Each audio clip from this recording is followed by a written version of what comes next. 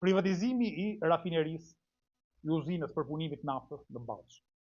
2008 nis privatizimi, e merr një batrapaz, e shtrydh, e kalon dorë mbas dore, derisa në fund vitit 2021 e në fillim vitit 2022, rafineria e Ballçit shkatërrohet.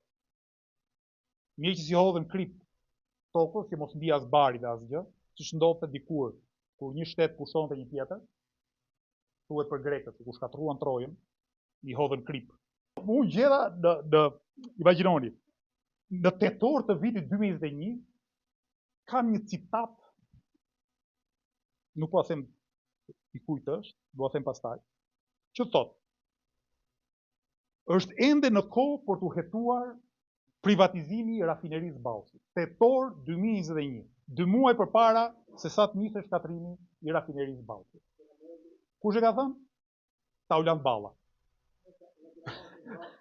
Kryetari aso kohë i grupit parlamentar të Partisë Socialiste, e Partia Socialiste, me që akuzonte që këtë poshtërtina e ka bërë Sali Berisha 2008-ën,